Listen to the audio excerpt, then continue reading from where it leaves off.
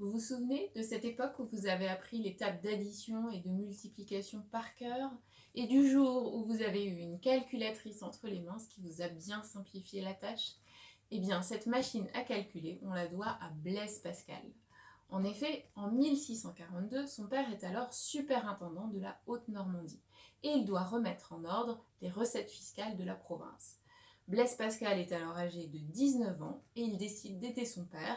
Il se lance donc dans la fabrication d'une machine à calculer. Alors cette tâche lui prendra tout de même 3 ans. Après 50 prototypes, il présente enfin sa première machine au chancelier de France, Pierre Séguier, en 1645.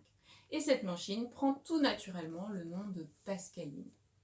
Alors, quelques temps plus tard, Blaise Pascal décide de rendre sa machine accessible au plus grand nombre. Il décide donc de la simplifier pour rendre son coût accessible.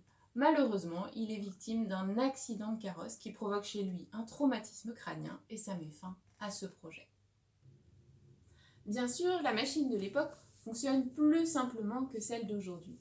Elle permet uniquement d'additionner ou de soustraire, voire de multiplier par addition successive ou de diviser par soustraction successive. Alors pour inventer sa Pascaline, Pascal utilise un système d'engrenage auquel il ajoute un cliquet, ce qui permet de former une retenue pour chaque dizaine ou chaque centaine obtenue. Et figurez-vous que ce système existe encore aujourd'hui dans les compteurs kilométriques de certaines voitures. Bien que la Pascaline ait été la seule machine à calculer opérationnelle au XVIIe siècle, elle est à l'origine de nombreuses autres inventions telles que l'arithmomètre ou le comptomètre au XIXe siècle.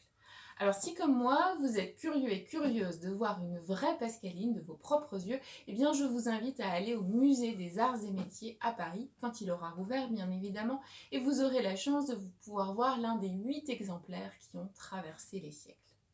Alors j'espère que cet épisode vous a plu et je vous donne rendez-vous la semaine prochaine pour une nouvelle invention de la semaine.